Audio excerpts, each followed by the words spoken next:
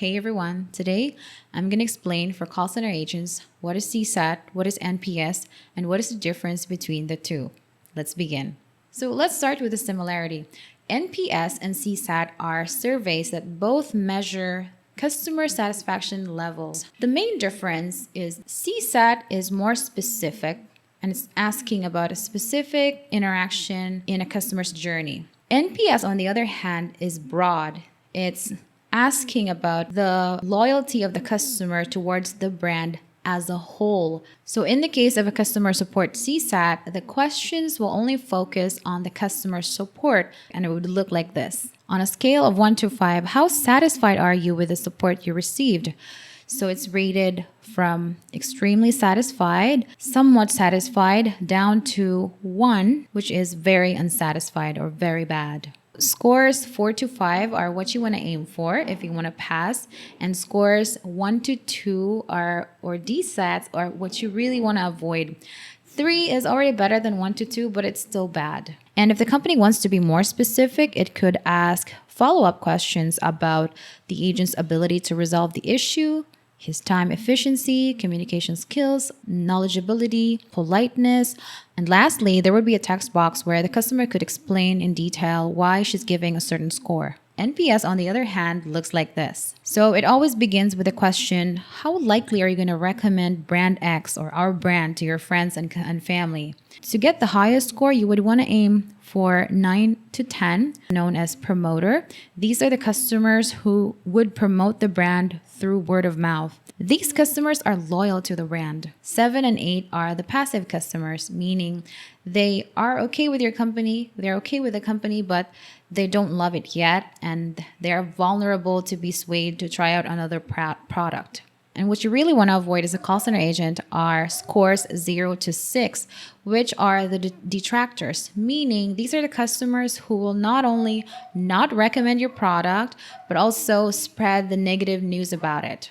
And after that first question, there's a second question asking which part of the experience is the top reason for your score. So here we have different aspects of the customer's journey. There's the browsing and search, checkout and payment, delivery, product quality, cancellation and refund, return and refund, and then customer service. Now, if the customer chooses customer service as the main reason for her choosing a certain score, then a list of things would pop up to ask the customer to specify which of these aspects she is satisfied or unsatisfied with. She could specify that it's the attitude of the customer care specialist, the final resolution, the knowledge of the customer care specialist, or the time taken to resolve the issue, and more. This, by the way, is the NPS of Lazada Philippines. So as you can see, NPS starts with a broad question and then later on in the process, ask the customer to specify the certain aspects that she's happy or unhappy with. As the agent, you don't have a say as to which survey is going to be used. Some accounts use CSATs, some accounts use NPS. It depends on your account. Let's create a scenario of this imaginary customer named Stacy. She received a defective oven twice. The first time, she was very forgiving, but when the replacement came and another defective oven came, she was furious, and understandably so. So she called customer service and talked to Candace. Luckily, Candace, after some hardcore persuasion, managed to convince Stacy to wait for the replacement. It was delivered for the third time, and this time she received a completely functioning oven. So now that the case is resolved, let's see how CSAT and NPS work in action.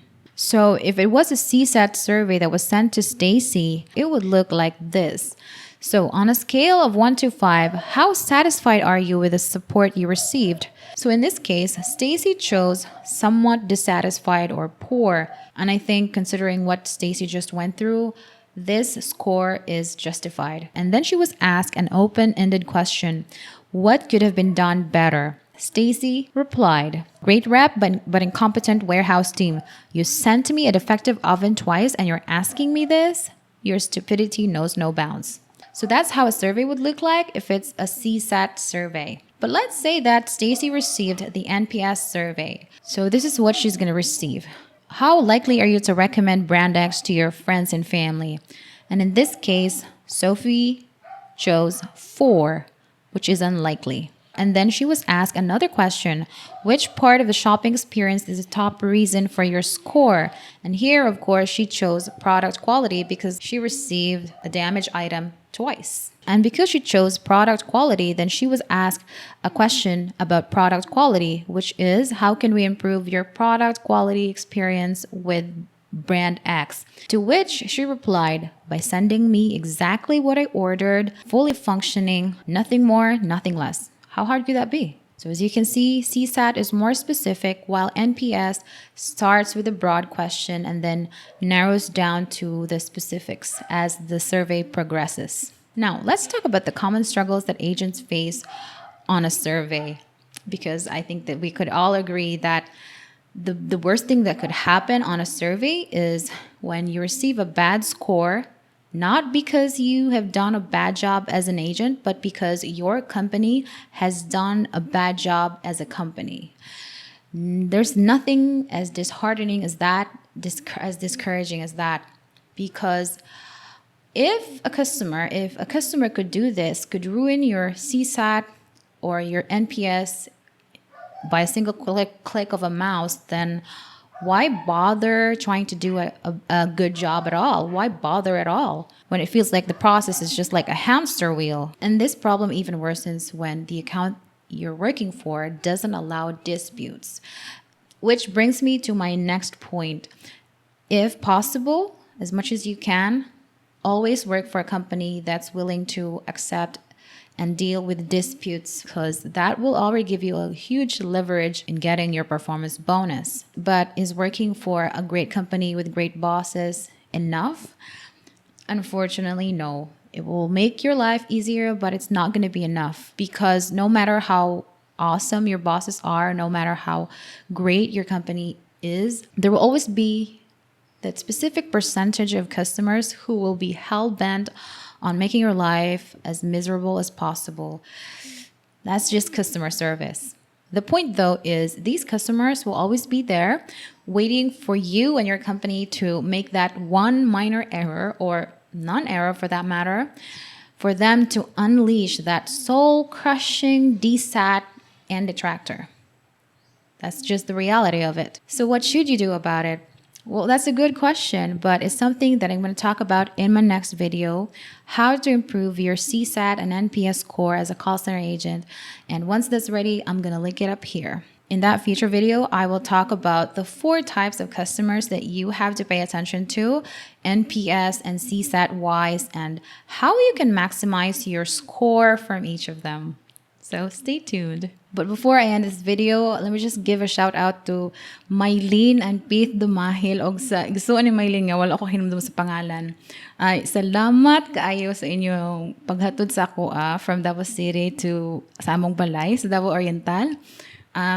That's a total of 8 hours, and I really appreciate it. And ang gikaw na tong halo-halo kay regular din siya, but it was like, it was special because I don't know why. Lami lang siya. All right, that's all for today, and thank you so much for watching. Bye.